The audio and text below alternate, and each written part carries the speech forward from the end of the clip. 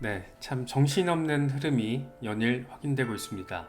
다시금 6만 5천 달러 밑으로 비트코인이 빠진 모습을 확인할 수가 있는데 한순간에 갑자기 훅 하고 털어내는, 밀어내는 모습이 포착이 되면서 이건 또 대체 뭘까? 뭐 그런 생각을 갖게 만들기도 한 그런 모습들도 이어지고 있습니다.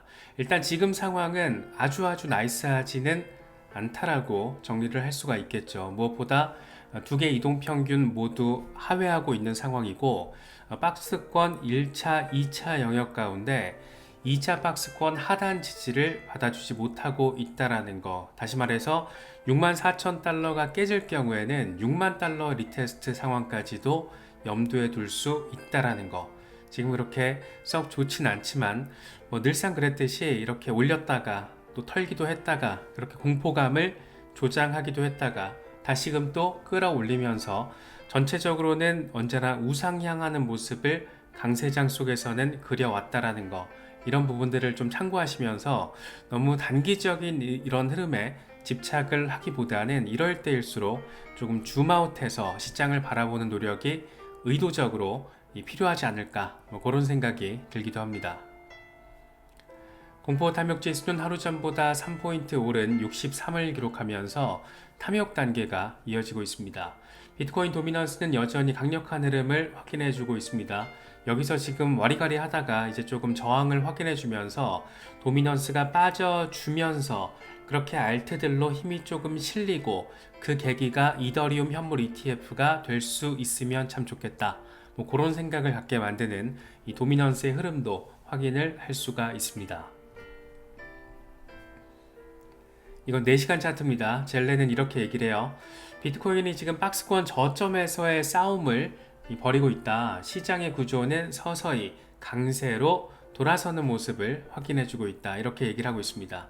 뭐 뺐다 올렸다 지금 정신없는 것 같은데 사실은 6만 5천 달러 지지라인에 대한 지금 리테스트를 진행하고 있다.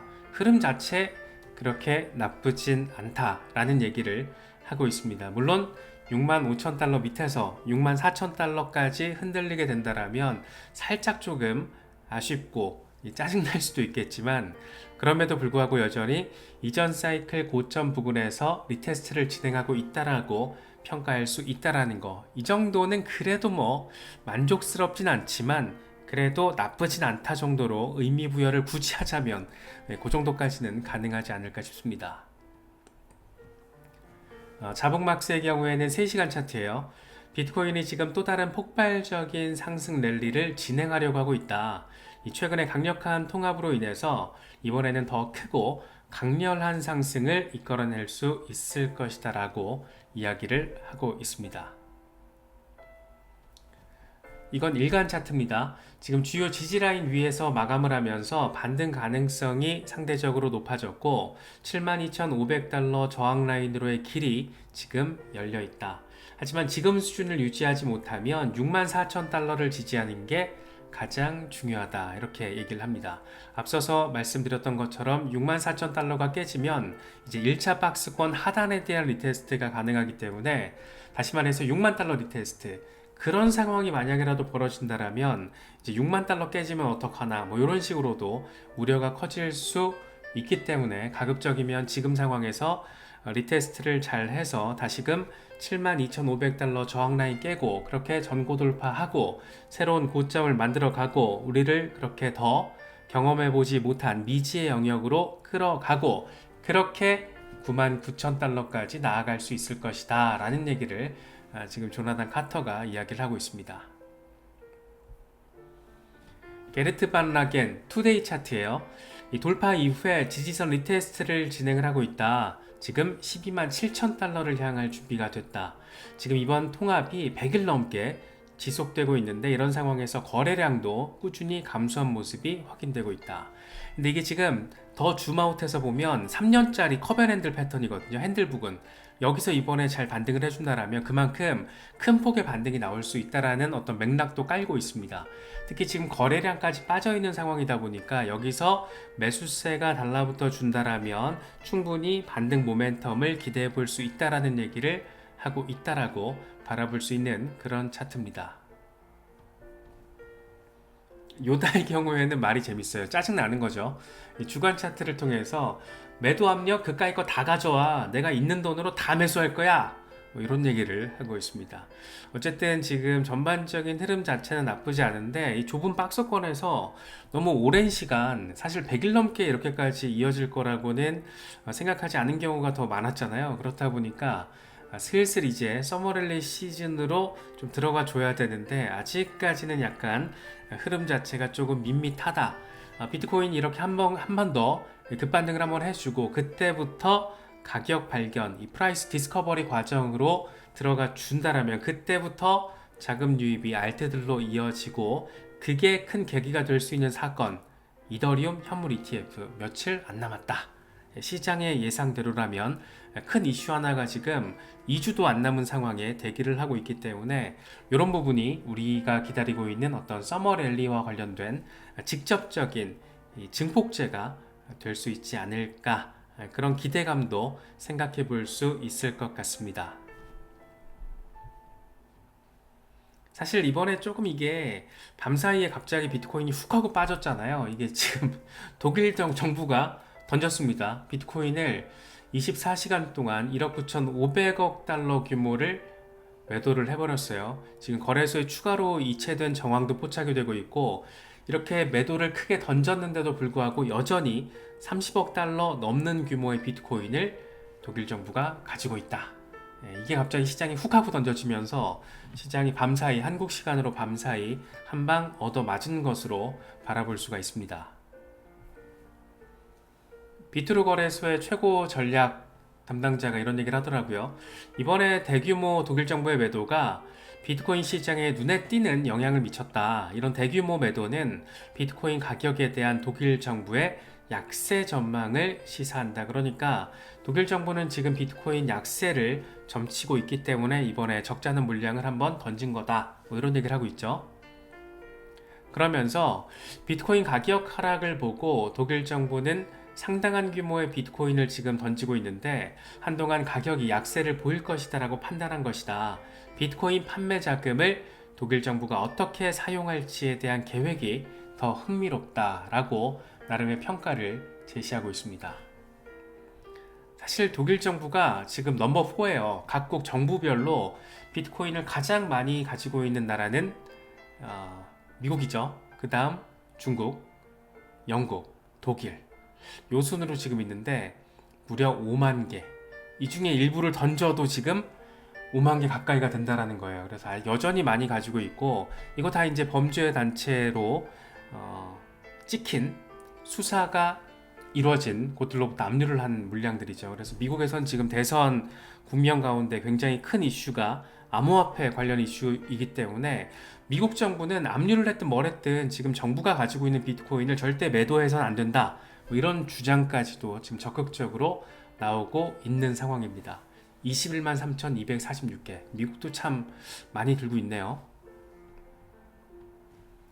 재밌습니다. 미국 대선이 지금 흘러가고 있는 상황이 상당히 흥미롭게 느껴지고 역사상 첫 비트코인 일렉션이다 라는 표현이 이제는 더 이상 낯설지 않게 느껴지는 그런 흐름들이 이어지고 있습니다. 이 제미니 형제, 이 윙클보스 형제가 이번에 트럼프에다가 투표를 할 것이다 라고 선언을 하면서 각각 100만 BTC, 100만 달러 규모의 BTC, 그래서 도합 200만 달러 규모의 BTC, 그러니까 비트코인을 15개씩 30개 정도를 트럼프 캠프에다가 지금 기부를 했습니다. 그러면서 이렇게 얘기를 하죠. 트럼프는 바이든 행정부의 암호화폐 전쟁을 종식시킬 것이다 라고 이야기를 하고 있습니다. 쌍둥이 형제가 트럼프 가운데 두고 이러고 사진 찍고 있으니까 뭔가 기괴하다는 느낌도 살짝 드는 것 같은데, 어쨌든 암호화폐 업계의 큰 손들은 트럼프 캠프에다가 저렇게 비트코인을 30개나 던지면서 지지 선언을 하고 있는 그런 상황도 포착이 되고 있다. 로버트 케네디 주니어도 간단치가 않습니다. 다크웹 실크로드 설립자 로스 울브리히트를 사면하겠다라고 이렇게 공개적으로 이야기를 해버렸어요. 전자상거래 플랫폼을 호스팅한 혐의로 종신형을 선고받고 지금 복역을 하고 있는데 너무 오랫동안 감옥에 갇혀 있다라고 이야기를 하면서 암호화폐 지지자들의 표심을 자극하는 멘트를 던지고 있습니다. 사실 울브리트를 감형하겠다라는 것은 트럼프가 먼저 지금 멘트를 날린 상황이고, 이번에 케네디 주니어까지 달려든 모습이 포착이 되고 있는 거죠.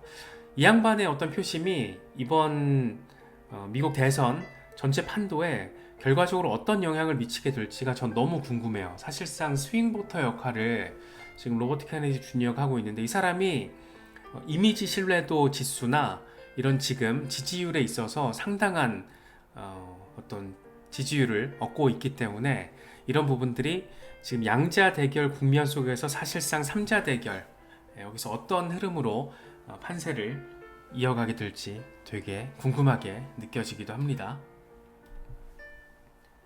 페이팔의 전 CEO죠. 데이비스 마커스도 요즘에 여기저기서 멘트를 많이 때리더라고요.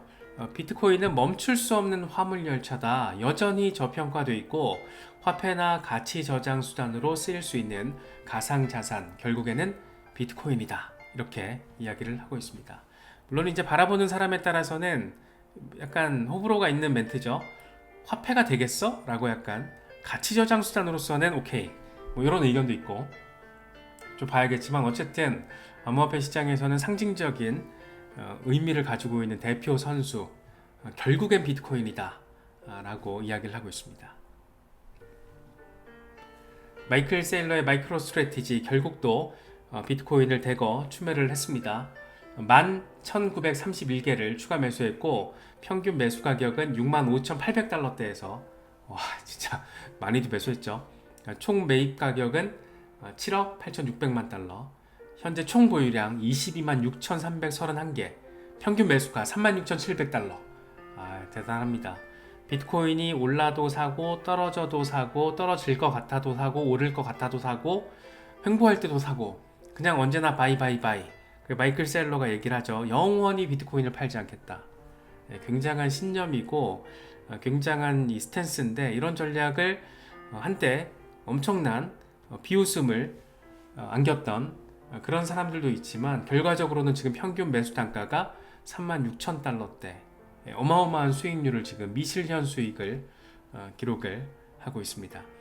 잘 모를 때는 그냥 이런 마이크로 스트래티지 전략을 따르는 것도 긴 시간으로 놓고 봤을 때, 뭐 단기 수익률 이런 거를 원치 않고 정말 나는 길게 한 10년 끌고 가겠다, 이런 분들은 마이크로 스트래티지의 이런 전략을 생각을 해보시는 것도 재미있을 것 같습니다. 물론 이게 되게 어렵죠. 간단치 않은 건데 지금 결과적으로 참 이렇게 약세장일 때는 정말 마이클 셀러의 마이크로 스트래티지 저렇게 망하는 거 아니야? 뭐 이런 생각들도 갖게 만드는 흐름 포착되기도 했었는데, 결과적으로는 가장 웃고 있는 사람이 지금 마이클 셀러가 아닐까, 그런 생각이 드네요. 캐나다에서 솔라나 ETF가 출시될 수 있을 거라는 소식이 전해졌습니다. 캐나다에서 북미처 솔라나 ETF 예비 투자 설명서를 제출을 했고, 주체는 디지털 자산 투자 펀드 운용사 3iQ, 티커는 QSOL. 제임스 세이파트가 이렇게 얘기를 해요. 캐나다는 미국이 비트코인과 이더리움 선물 ETF를 출시하기도 전에 먼저 비트코인과 이더리움 현물 ETF를 출시한 곳이다. 그러니까 이번에도 가능성이 충분히 있다라는 거죠. 그런데 얘네가 이 3iQ가 이번에 던진 이 이슈가 약간 조금 떨떠름하다라는 거예요. 그래서 하는 얘기가 3iQ의 ETF는 사실 폐쇄형 펀드 CP에 더 가깝다. 그레이스케일의 암호화폐 신탁 상품과 성격이 유사하다. 이렇게 얘기하니까 좀 이해가 쉽죠. 에릭 발추나스 경우에는 조금 더 공격적으로 얘기를 합니다. 큰 사건에서 하찮은 일로 지금 성격이 바뀌었다. 개인적으로 발행사들이 ETP 또는 ETF라는 단어로 장난을 치는 걸 싫어한다. 매일 생성되거나 상원되는 프로세스가 없다라면 그건 ETF나 ETP로 부를 수 없을 것이다. 무늬만 ETF 아니냐? 라는 지금 비판을 이 QSOL에 대해서 하고 있다라는 거. 그럼에도 불구하고 지금 현물 ETF에 대한, 솔라나 현물 ETF에 대한 이슈가 어쨌든 한 걸음 더 나아가서 진일보한 모습을 보인 것 정도라고는 평가를 할 수 있을 것 같아요. 물론 좀 아쉬운 부분이 있지만 어쨌든 뭔가 분위기는 꿈틀꿈틀하고, 북미에서 지금 솔라나 현물 ETF 이슈가 쏘아 올려졌고, 홍콩에서 올해 연내 출시 가능성이 있고 뭐 그런 부분들 생각을 해보면 솔라나에 대해서는 여전히 최근 뭐 단기적으로는 하방 압력을 받고 있지만 알트 대장급으로서 충분히 역할을 해줄 거다 중장기적으로 그 정도 생각은 뭐 여전한 것 같습니다. 특히 판테라 캐피탈을 비롯해서 기관들이 되게 많이 이렇게 밀어주고 있는 프로젝트잖아요. 솔라나는 이더리움과 다른 레이어 1 경쟁 프로젝트의 시장 점유율 뺏어올 거다. 솔라나는 사용자 디자인 최적화 그리고 개발 편의성, 보안 측면에서 이점이 있다. 개인 투자자 채택과 애플리케이션 구축을 위한 개발자들이 몰려들고 있고 생태계 확장, 미래에도 긍정적일 것으로 예상된다. 특히 토큰 발행 수와 탈중앙화 거래소의 성장, 스테이킹 보상 이런 것들도 매력적인 사례라고 할 수 있다. 이렇게 완전 빨아주고 있는데 판테라가 솔라나에 투자를 하고 있기 때문이고 이더리움 초기에 투자해서 엄청 재미를 본 곳이고 폴카닷과 아발란체 등에도 투자를 하고 있습니다. 폴카닷, 아발란체 등등 굉장히 실물자산 토큰화 이슈와도 연계해서 살펴볼 수 있는 매력적인 프로젝트다. 뭐 이 정도 일단 말씀드릴 수 있을 것 같아요. 뭐 리얼비전 그룹은 뭐 말할 것도 없죠. 라울팔 이번에도 솔라나 지금 진입하기 괜찮아. 가을쯤 되게 괜찮을걸? 뭐 이런 얘기 대놓고 하고 있는 솔라나는 기관들이 특히 좋아하고 그렇기 때문에 다음 ETF, 현물 ETF 타자로서 솔라나만한 게 없다. 뭐 이렇게 표현을 해도 좀 이상하진 않을 것 같아요. 그래서 솔라나 홀더분들은 이런 부분 참고하시면 좋을 것 같습니다.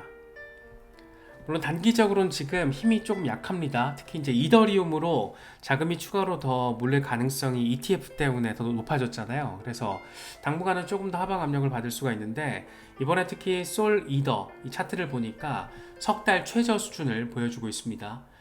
이 수치 앞으로 더 하락할 가능성이 물론 있고 이더리움 ETF 출시 이후에는 그레이스케일의 이더 신탁 여기서 지금 자금이 또 유출되면 일시적으로 반등할 수도 있지. 하지만 이더리움 현물 ETF 수요가 늘어난다라면 솔 이더 차트에서의 흐름은 다시 하락 전환될 것이다. 그러니까 솔라나보다 이더리움이 더 나은 퍼포먼스를 낼 가능성이 높다.